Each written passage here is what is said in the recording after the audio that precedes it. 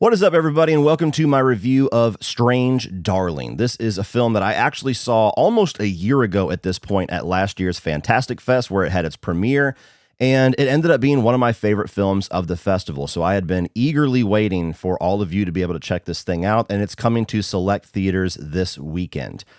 Now, inevitably, this is going to be one of those movies that's probably going to float under the radar. A lot of people are going to miss it because it is select theaters and because it's going to get overshadowed by the more wide appeal releases like The Crow, still some trickle over from Alien Romulus and even Deadpool and Wolverine.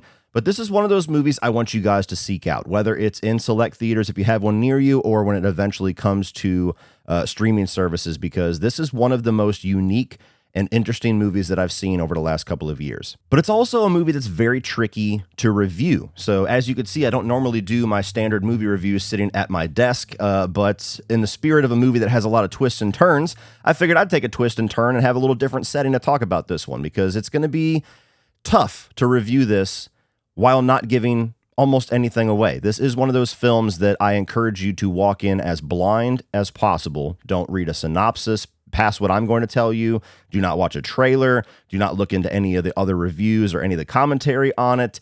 It's one of those films that, as fresh as you can walk in, the better your experience will be. So hopefully just this first minute of this review has sold most of you and you've already clicked off and bought your ticket. But essentially what Strange Darling is about is a cat and mouse thriller. You have a serial killer that is essentially dealing with the one that got away, chasing a victim that they were not able to secure the kill.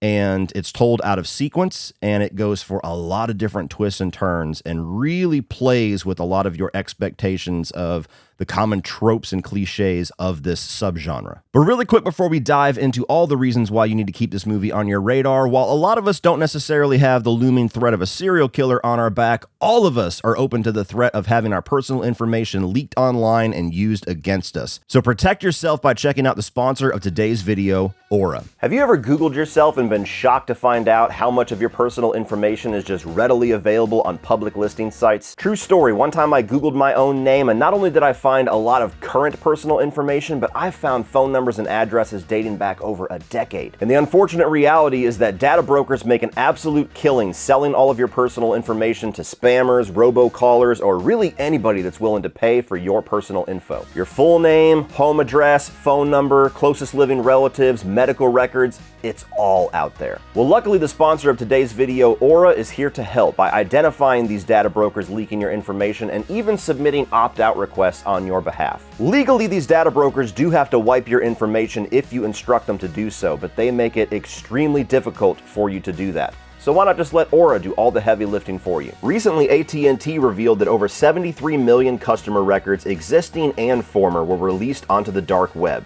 They recommended those affected use strong passwords, monitor account activity, and consider credit freezes and fraud alerts. Well, Aura can do all of this for you plus more under one app and one bill. No reason to download multiple apps or subscribe to multiple services just because a major company couldn't keep your personal information secure. I value my privacy, and if you value yours, you can go to aura.com/Cody Leach or click the link in the video description below to start your 2-week free trial of Aura today. And thank you to Aura for sponsoring today's video. Starting off with the positives for Strange Darling, the thing that stands out about this movie to me, because I am a guy that sees story and characters first, is genuinely all of the things that they do to make this movie stand out.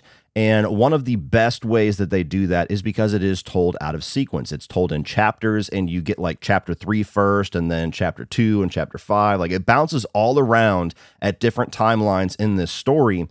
And if it was just played linearly, I don't think the movie or the story would be anywhere near as interesting or as impactful. And so I think that was a really smart decision on the filmmaker's part, J.T. Molnar, to tell this story out of sequence, to genuinely play with what information you are given at what time in your experience, which definitely makes your mind go into a lot of different directions, and it opens you up to have the rug pulled out from you a number of times during this film. And because the story is told in this out of sequence order, I think that it really lends well to keeping the movie's pacing up, where if you had this in a linear movie, in a linear fashion with the storytelling, I feel like it would take a while for something to happen to really grab the audience, to have something that visually strikes you or something that kind of gets your attention or your adrenaline going where you're suddenly invested. And here, because you're starting the story towards the end and you really start to get your wheels turning about how this happened, why is he chasing her, what exactly transpired to get these two characters together. Like you're playing all of these questions into your head from the very first frames of the film, and so it immediately grabs your attention. The two lead performances here, you have Willa Fitzgerald as the lady, and she is the one being pursued throughout the film, and she has a lot on her shoulders with the amount of emotion she is supposed to display, with the amount of fear and tension and exhaustion that she is required to exhibit throughout the entire film. And, she's fantastic. She's somebody that I saw not too long before I saw this film in The Fall of the House of Usher. She was great in that as well. So this is one of those performances where it's definitely going to make you keep your eye on her. And then you have Kyle Gallner in here as the demon. And Kyle Gallner is one of those actors that I am such a huge fan of right now. Now, he came out and did a lot of movies in the 2000s. You had things like The Haunting in Connecticut, of course, the Nightmare on Elm Street remake, and he was always good, but he wasn't necessarily somebody that really got onto my radar much, most of which just because of the movies that he was in wasn't really movies that I loved all that much. But he was somebody that, I always noticed and then seemed to go away for a while, or I just didn't watch some of the things that he was in for a while. And over the last, I'd say 4 years or so, this guy has been picking awesome project after awesome project after awesome project, whether it's a tiny role in Scream 5 or Smile or a really interesting role that he took in a film called The Passenger that I reviewed not too long ago. And Strange Darling, by a landslide, is his best work yet. I mean, this guy brings things to his performances that you have never seen him do before and just absolutely kills it. Are you a serial killer? So in a story that otherwise would be pretty flimsy without some very capable leads, these two absolutely command the screen in very different ways. And they're two actors that I just think this movie is going to make so many people that love genre flicks seek out anything else that they do in the future. And beyond a really interesting story and some really outstanding performances, this is a movie that is visually stunning. On paper, you would not automatically think a movie like this is going to stun you with its visuals and its colors and its cinematography, but this one goes for it. There is a really interesting use of color, predominantly the color red here, whether it's in the costume design or especially with the way that they light certain scenes, namely when you're getting pieces of information. They use color to evoke some of the emotions going on with the characters, some of the turns as far as the story perspectives is really creative. And I was shocked to find out that the director of photography of this film is none other than Giovanni Ribisi. Where the fuck did this come from, sir? Like, we've been seeing this guy act for decades at this point. I don't know if he's worked on any other films behind the camera, but holy shit.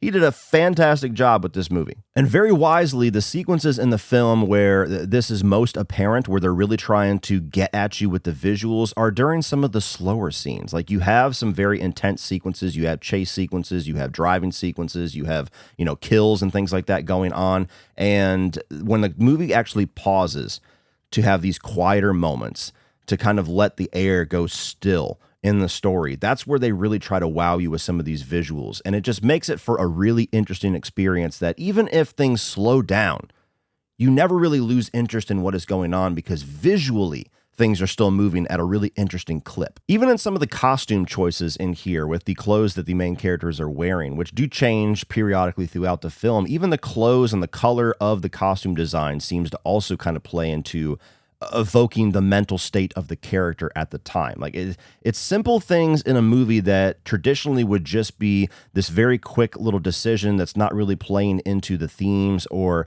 any kind of intended experience with the film. And here it's just a much deeper thought process. Like little insignificant things in any other film have much more of a purpose here. I also really enjoyed the score and the soundtrack. Now, the score is very minimalist. There's really just kind of moments where tension rises, or when the demon shows up and you don't realize that he's there, where this kind of boom comes through in the score, but it's a really unnerving sound. And then on the soundtrack side, I enjoy the song choice. I mean, you have Love Hurts here, which anything after Halloween 2007 is going to feel like it's not as prominent of a use of that song, but just like with everything else that I've described, there's a very deliberate reason why that song is chosen to be played at numerous points in this film, and how the lyrics kind of play into the theme and the story a little bit. It's really well used. At the end of the day, with all of that being wrapped up, the thing that I'm most impressed by with Strange Darling is that this is one of those examples of pulling excellence out of simplicity. Very basic plot,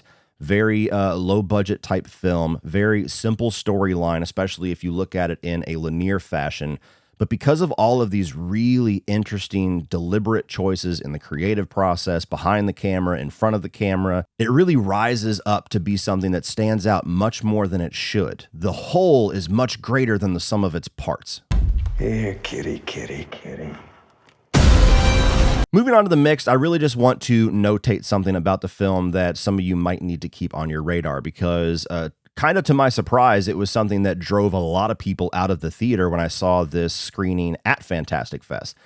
And that's that there's a couple of sequences here where the violence towards Willa Fitzgerald kind of leans on the SA side of things. And there were a number of people that as soon as this sequence started in the film, that just walked out of the theater and went to go watch something else. And even if that's something that is an emotional trigger for you, and I understand it is for a lot of people, I would encourage you to stick with it. And as far as the negatives, the only thing that I can say that is something that would absolutely affect my score of this film and its legacy for me as a movie fan going forward is that I don't think this is going to be a very rewatchable film. I have now seen it twice, and even on my second viewing, it didn't hit me the same way that it hit me the first time. Not that I appreciated anything about the film less, but because it is such a very specific experience with finding out the order of reveals and going through this storyline for the first time, that first experience is so good. But rewatches, I don't think, are going to have near the same magic. It's very similar to something like Memento, where a lot of people would disagree with me, but that's a movie that first time I watched it was blown away. Every subsequent time I've tried to rewatch it just doesn't have quite the same punch for me, and so it's not a movie that I pull off of my shelf very often. I imagine Strange Darling will probably be the same thing for me and a number of other people, but that does not mean that you should not give this thing a shot to have that first awesome experience with it. So all in all, guys, I really enjoyed this one. This is one of those movies that I love going to these festivals for, because it had a very good chance of just floating under my radar otherwise. If you like cat and mouse serial killer thrillers, this is absolutely a must watch. If you're a fan of either of Willa Fitzgerald or Kyle Gallner, this is the best work they have ever done, so watch it for them if nothing else. And if you're a Giovanni Ribisi fan that likes him as an actor and wants to see what this dude can do behind the camera as a director of photography, holy shit! Check out Strange Darling. Well, that's it for this one, guys. Be sure to check out Aura in the video description below. If you want to see more right now, check out my 2024 new release reviews. I'm also going to put my ranking of all of the films I saw at Fantastic Fest last year for you to check out. Like, share, hit that subscribe button so you don't miss everything in the future. And as always, remember, opinions are like assholes, but that doesn't mean you have to be.